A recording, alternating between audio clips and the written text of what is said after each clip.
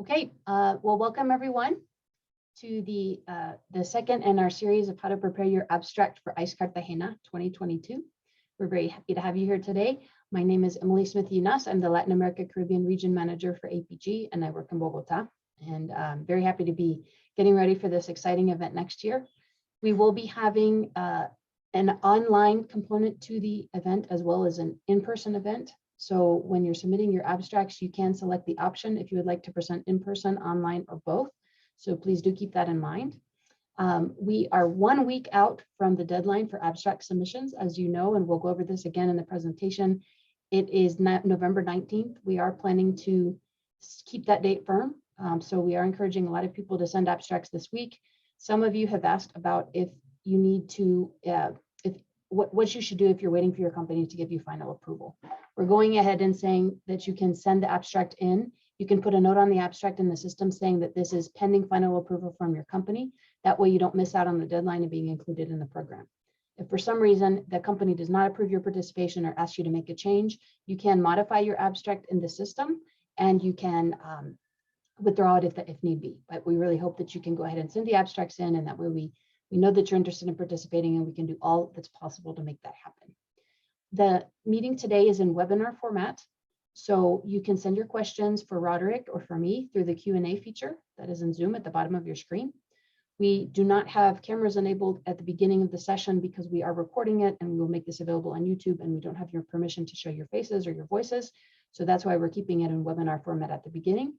At the end, if you have questions and would like to turn your camera and microphone on, we can pass you to panelists, so you can do that during the interactive portion at the end of the session today. So I would like to go ahead and introduce Roderick Perez, PhD. He is currently studying data science at the University of Vienna in Austria. He's from Venezuela originally and has been working on a lot of projects and done a lot of publications. He will be one of our theme chairs for ICE Cartagena, and we are so happy to have Roderick with us today. And he is giving part 2 of the presentation that he started a couple weeks ago. We do have the first part of the presentation available on our YouTube channel. I'll put that in the chat for you. So if you missed the first session, you can catch up on that session later. That session also included an overview from me, just a general overview about ICE, the event itself. So without further ado, I will let Roderick get started with this presentation. Thanks for being here. Thanks, Emily. Well, thanks for the introduction. And again, this is the second part of the some webinars that the AAPG ICE committee is planning in order to give to all of you who have some ideas or who have some projects or research ideas to make it or compile it into a final paper or a project that you can submit into your into the ICE that is going to be held in Cartagena, April. However, also the tips that I'm going to share with you today is going to be that will help you to also write better research papers and articles. Okay, let's start. Okay. In the first part, I was talking about like how is the general objective of to write in a paper, and also very important the structure, how to structure these your papers, and also how I share with you some of the most famous reference papers that you can use in order to use as a guidelines and write your research articles. And today what I'm going to share with you is going to share with you some tools that I think is very important for the geoscience community to use and to have, and also to give some final touches for the people who is willing to submit your abstract for ICE 2022. And well, we're going to be all open for answer some of your questions if you have some, in order to have an interactive discussion near on. Again, if you're here, we hope that the goal is that you're planning to submit your abstract for ICE. Remember that it's going to be held in Cartagena between the 19th and 22nd of April next year. And this is the second part of these webinar sessions. And it is very important that we are 1 week we're one week before the deadline to submit the deadline, the papers that is going to be on November 19th. And we hope to give an answer if your paper has been accepted or not for December the 15th. And then the final program is going to be published on January 26th. What we talked in the previous session is like, okay, not for this specific for the ICE, okay, but just in a general idea, or for when you want to write a paper, a research paper, okay, the people from the SEG in their website already mentioned that this is the structure that you should follow in order to have a successful and very well written paper that is starting with a title page, an abstract, an introduction, methods, results, discussion, okay, and then you need to add separately some figures and tables, and then add some acknowledgements if you have, and finally some conclusions. Especially for, again, I would like to be clear with this. For the submission for ICE next week, you only need to have title and an abstract containing a specific number of characters.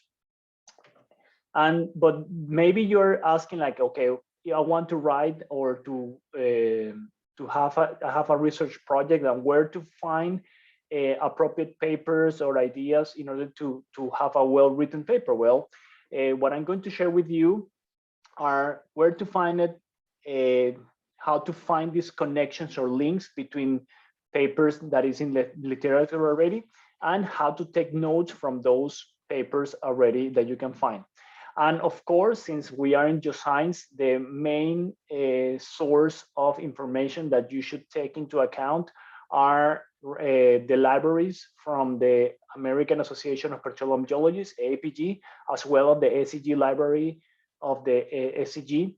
And since these journals or these organizations have very good journals that the community has been publishing papers during so many years, and should be the main source of information that you can take a look. Also, right now, especially with the explosion of the internet and sharing information, ResearchGate is one of the very good source also to find information. And also usually the people who publish their papers, also you can request and have a more direct contact with the authors and make suggestions, and it's a very important tool to connect with and follow people who is doing very interesting research in a specific topic. And especially if you're looking for something more advanced, such as machine learning. Now, when I mention it as advanced, is that there are a lot of publication has been doing, and the numbers of papers that has been published, it changed very quick and is updated very quick. I have 3 very nice sources that I usually use, very common, which are 42 papers, okay, as well as the ARVIX. ARVIX is like a archive that the people publish and in a digital form, and it has been, especially in the recent years, like one of the most important places where the people publish their information. And also, I think it's very cool that there is a public or sites like Papers with Code that the people publish their papers, and also they link their GitHub in a way you can replicate the work that the people did, because this is something that especially in the past in geoscience, it has been very difficult to replicate the result of what the people publish in their publications. But these kind of tools allow you to replicate and also taking their codes as a reference and applying into your specific data. And right now, also following the structure that we has been talking before, What about if we take a look especially of the abstract, okay? This is only one reference, but specifically talking about abstract, there are some kind of artificial intelligence tools that allow you to summarize into a specific number of characters or length a paper or an idea that you're giving. Okay, I know that for many of you this sounds like magic, but this is only one of the so many reference that you can find out there in the web. For example, you can type a paper or some text, okay, and you can let the machine, in this case to the algorithm, to reduce the size to a specific number of characters.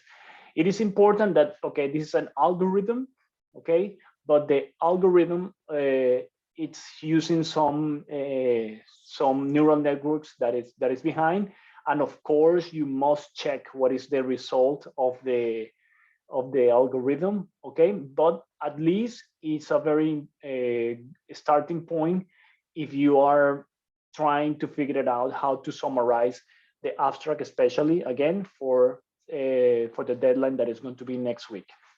Okay. In another case, if you are planning to write an introduction, remember that you should review as we discussed in the last webinar. Okay, you should include at least 3 to 10 papers that describe the state of the art or the specific topic that you're talking about. And remember that it's not a historical review. Okay, and in order to focus on that, I bring you this site that is called Connected Papers, and this is very, very cool because as you can see here, you can build a graph connecting all the and see the interconnections of all the authors that have been publishing articles into a specific topic. And for example, and notice that here you can see the arbics that we talked before. Okay, and for example, in my case, I type my name. Okay, and here at this time I have I don't know how many reference, but notice that all the people has been referenced me, and it will be very interesting how, for example, notice that here in the bottom right you can see the graph is color coded with time, but in that way you can see, for example, how many people reference my work. And also in the case that you're writing again for a specific, for example, if you want to talk about AVO, and if you type Castaña, then you can see that, well, when Castaña was referenced the first time, and so on. And also you can see the specific work, and also maybe find if the paper has been published in, for example, in archive, you can take a look, and probably you can have a link into this paper. And now take into account into, for example, taking notes of a paper. This is something that I found recently, and for the reason I would like to share with you today, that is the ZETTELKASTEN way. And it was based or invented by Niklas Luhmann, which was a German sociologist. And the incredible part is that he wrote more than 60 books without an assistant. And what he did is like he made notes of all the papers and books that he wrote before. Okay, and this is on the right. This is kind of like how the notes that he took. And basically, the people has been studying a lot his work, and it's divided in 4 steps. The first step is like he took, or you need to take literature notes, okay? And it's basically that you can take the reference of the what you're reading. If the paper of the research that you're reading reference another authors, it is good that you add it into this format. Then also take bibliographical notes when you finish reading.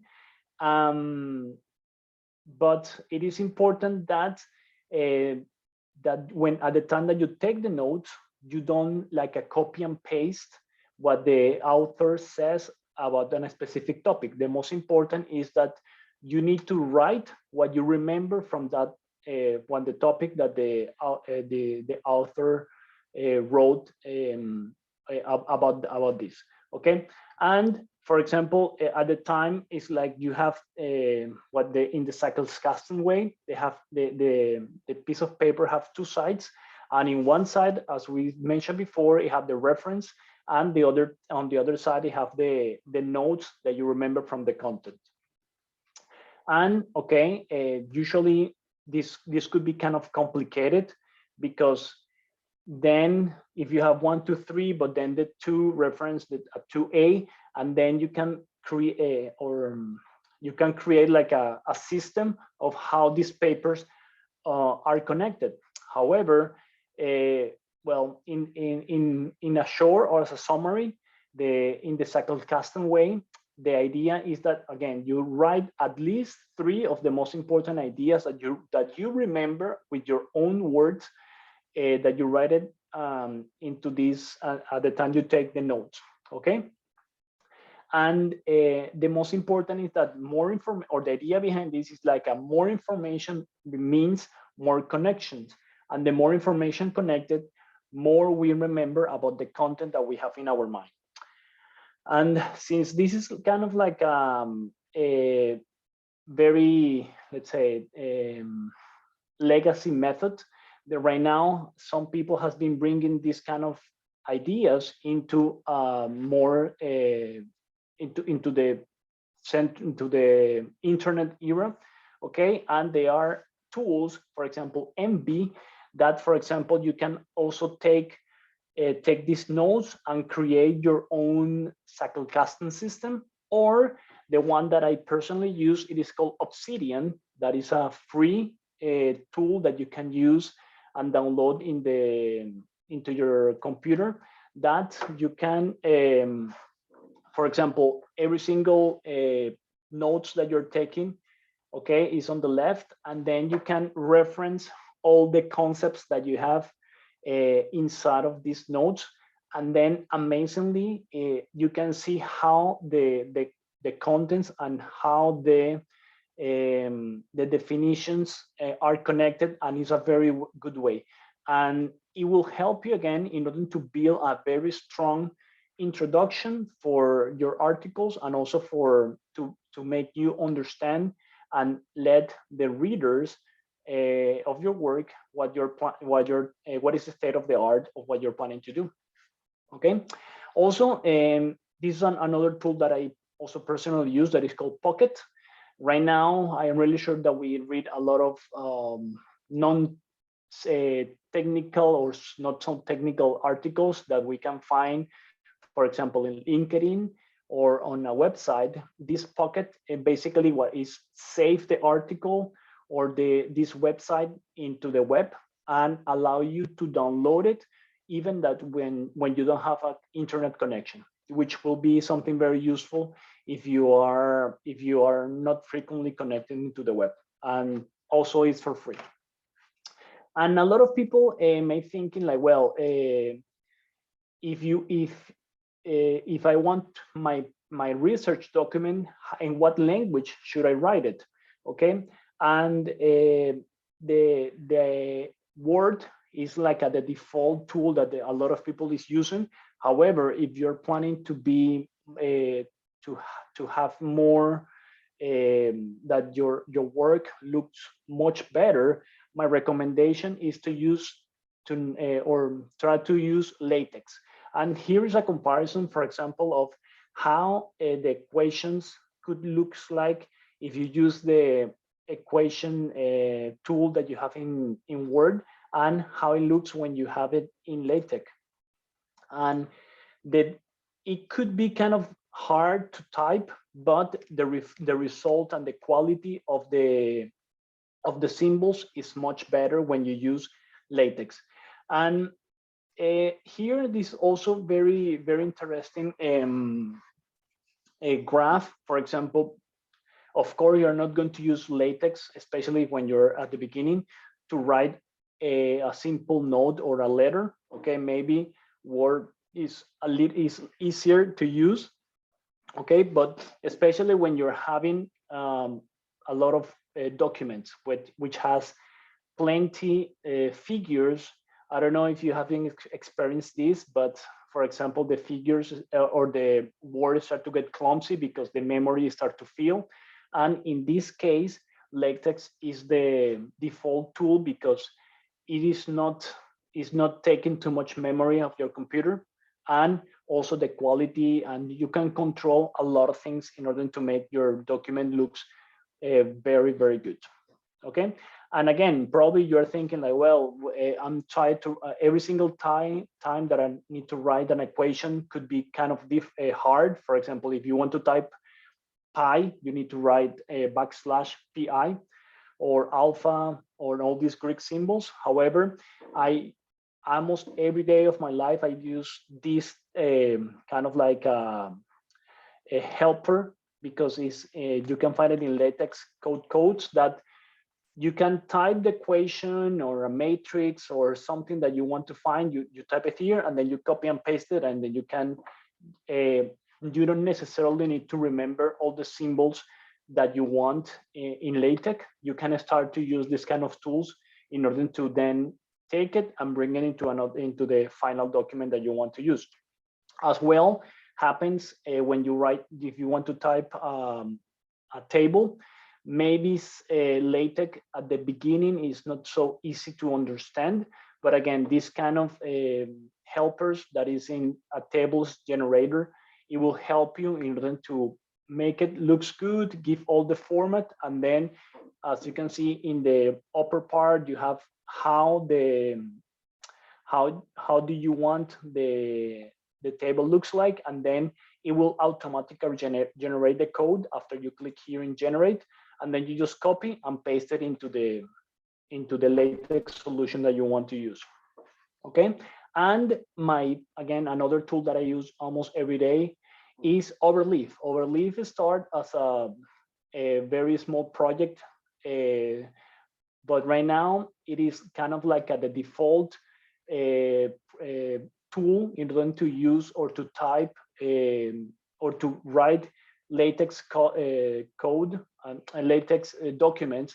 Okay, and basically you can go to overleaf.com, and then you can have a main LaTeX document here into the center, and then on the right you have automatically the compilation of the code that you have here that you have been writing, and then you can download it, then you can share with your friends, then you can also do some kind of like a shared document. And also it is a very good tool because not necessarily everything is on the web. It is for free. You can log in using a Google account or your personal email, and it's a very nice tool because then you don't need to worry about like where the documents are saving. Everything is saved on the web. And also, well, if you are planning to write or to do some coding, the default tool that a lot of people is using right now is a Jupyter, because Jupyter allow you to combine text of cells and cells with code.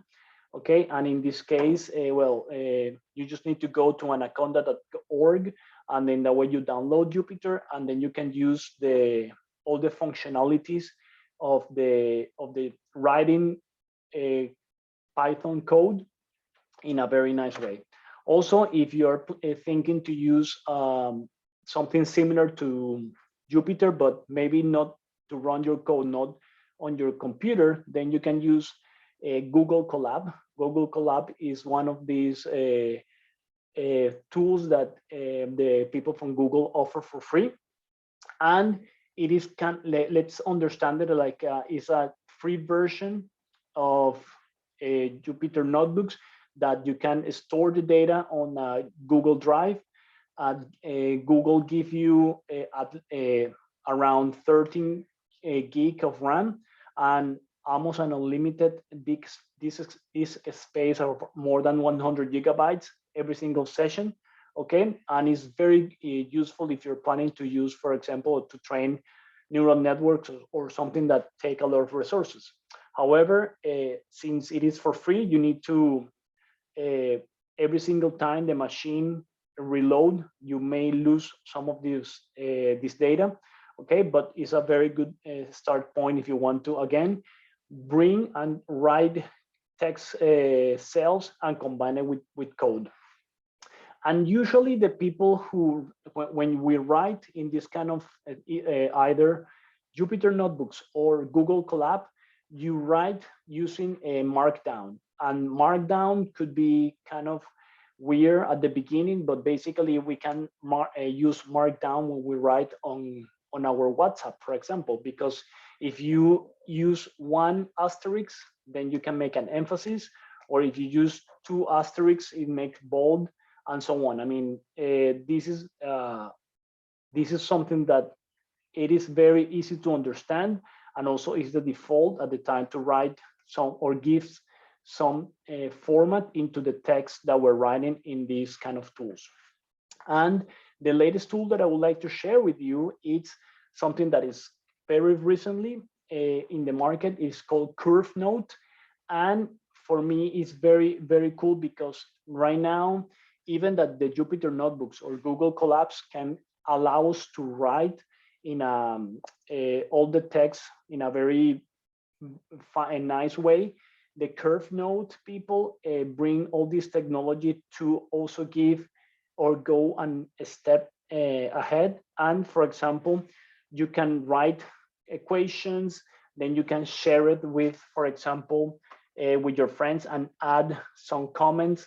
And also, as you can see here, all this code or all these very nice graph are coming from Jupyter notebooks that you are connected into your session. For the reason, it is a very, very nice tool. And at the time that you export it, you already give the format of a specific paper or of a specific magazine, which is also very, very cool, that you can use at the time that you can write your documents. Okay. And another tool that I very like and I would like to share with you today is also something called Notion. Notion is a free tool and it's into a certain range that, for example, you can use it as your personal database, that you can storage links, news, and also connect it for a specific use. And I know that not so many people that are listening to me right now, their English is their first language. Okay, and this is also a very nice tool that I use in almost every day, which is called Grammarly. That is also for free. And when you are using Grammarly, you are adding some text. For example, you specify what is the title, what is the content, and if you are doing a mistake, it's not only making corrections about if you're missing a comma or if you're did a misspelling on a specific word, but also give you on the right, like how is the correctness, if your content is engaging me, have some good engagement, or if the content is neutral, or is if you're talking into a specific audience, and so on. And this is very, very, very cool. You can add it into your web browser as well. And this is one of my favorite tools that I would like to share with you today.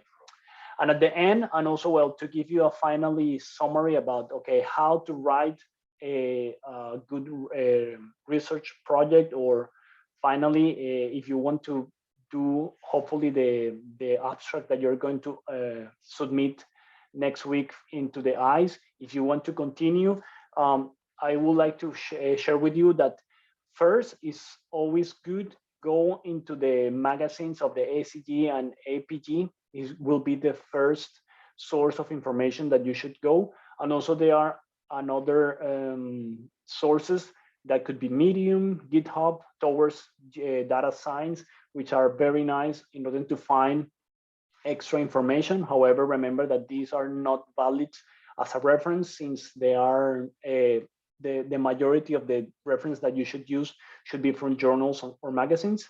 And also all these articles that I find interested, I usually download it into a database, since I don't have the time to read all the articles that I'm interested in. But for example, I save it in Pocket or in Notion. And then at the time that I read it, using the ZETTELKASTEN method, I find connection and take notes of all these articles and how they are connected and how they are linked to each other. And then finally, at the time that I'm going to write it, I use Jupyter, or I use Curve Node right now in order to generate the final document for again. And well, hopefully, now talking about the final touches that you should do in order to submit your abstract for next week, we suggest that you should go to the checklist that the people from the SEG suggest. Remember that this is for general case if you're having a large document, but this is a very, very nice checklist in order to check if all the documents is to fulfill all the requirements that the reviewers of magazines should take a look. But if you want to submit an abstract for next week, remember that you just need to go to Cartagena 2022 ICEevent.org and then click on submit abstract. Then click here, select from the 8 themes that the committee has been organized or has been that we select for you. Then you need to here first select what is the theme that you are submitting your abstract to, add the presentation title, and only include the summary of your work. And this work only need to, or this summary only should have 2,500 characters. But remember, for us as a reviewers, we need to see that you are what kind of work that you're doing, and we need to judge it if this work is useful for to be, or it will be good if it's published. Okay, and remember that as a general sense, we give the recommendation that should answer the 3 questions that we have. We need to see very clearly that what did you do, okay? How did you do it, and what did you learn that it wasn't known before? These are one of the main 3 questions that we need to know, at least to see, in order to accept, to review, or to qualify your work. Okay, at this time, and also it's very important to add that it is the system do not allow us to submit images. Okay, and at this point we don't need this. Then of course, then you need to add the presenter's name, your associations, the information of the primary author. Okay, even that you have more than one author, only one is the one that you need to be adding to this section, and is the only one that should go and present into the conference in the case that is accepted, or in the case that the conference of your work is going to be presented online, only one person will be presented online. Here, then you add the number of additional authors. And then finally, here is also very important. Here, you're going to find these 3 important questions that is going to be, if you are planning to attend to the event physically, we will need to know if you're going to be, and please say yes or no. And if you are going to be in person, if you want to be in an oral presentation or a poster presentation, or you don't have any preference. And finally, that you authorize to include the presentation into the online program. And then finally, you submit. After you submit, then you're going to receive an email from the AAPG committee, and then you're going to see in your screen that a big thank you for your work. Okay, and well, based on this, we have still some time, and I would like to thank Emily Ginás, Diana Ruiz, and for all the organizations for all these webinars. And remember that feel free to contact us. You can contact me through my email, or you can find me on LinkedIn. And I think we have two questions that I would like to read right now. Let's see. Okay, Emily shared the link that the first part of the presentation, it is on YouTube. Yeah, Okay. that's the one that in the first part of what you presented today. Do you want me to read the question and then you can answer it? There are two questions in the Q&A. Yes, go ahead. Okay, so the first question is, in the introduction section for the paper, you're saying it should not be a historical review. What do you mean by that? Would you keep geological setting or an area overview within the intro, or would you make it as a separate chapter? Okay, this is just a suggestion. When I say a historical review, let's say, as I mentioned before, AVO. We don't need to know that AVO in 83, Castaña wrote the first paper about AVO. I mean, maybe that it's not, we don't need to know that details, but for example, we may know that, or you can write the most important things, like, I don't know, Leon Thompson or Thompson 1947 wrote that the anisotropy parameters were like that. I mean, you need to write or reference the papers that are more important, that are relevant, and not necessarily need to comment like in how many years something right about all these topics and so on. Okay, this is the most important is like what are the the most important papers that on the field of analysis that you're taking. And when you're talking about like geological settings, I mean, that's a different point. Okay, I mean the geological settings, and that's, yeah, you're describing your data set. But okay, I mean, it depends on what you're talking about. If you're talking about, again, about ABO, it's something very specific, and you may describe, or you need to reference the most important papers in ABO. But in the geological settings and the area overview, that goes into a different section. If you have more questions about it, you should go to the first part of the webinar. But I remember that we were discussing that in the introduction, you also remember you need to give to the reader that a plan what he's going to find in your work.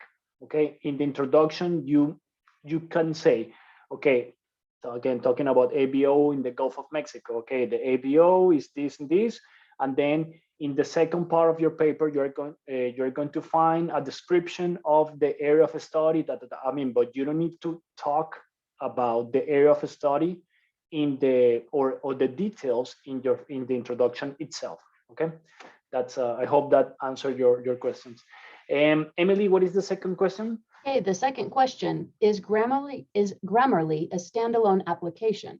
You write in Word, text in Word. Can you write text in Word and then copy into Grammarly web-based app, or you can download it and run it locally? Please clarify the process. Thanks. Very good question, because first, all these tools has been changing very frequently. But as far as I know, since the last time that I use it, or in the way that I use it, is you can download it as a standalone application, and then you can have the icon in your machine. Then you just launch it, and then you can import your entire Word document, for example. But also you can go to grammarly.com, and then you have the menu that I show you in the presentation, and then you just open a new file, and then you just copy and paste. Okay, that's another option. And also, as I mentioned, as far as I remember, you can have like an extension in your Chrome web browser, and also automatically, if you're writing, could be kind of annoying, but if you're writing, for example, an email into the web browser, then it automatically will check the spelling and all that stuff. And yeah, it's a very good option. Could be kind of annoying in my personal case, but again, what the most important is, my English is not my first language, and I use it a lot because it's not only the typical misspelling analysis, it also gives you some feeling about if you're writing something formal or something informal and so on. Okay, thank you. I think some of the newer versions of Microsoft Word do it also. They Yeah, kind and of check as you go. yeah, that's the thing. I mean, and I don't want to talk about the details, but everything Right. is machine learning, and Gmail also can suggest or predict what you're going to write next, and so on and so forth. But that's Yeah. part of the deal, and everything is behind that. Okay. Any other questions, anyone?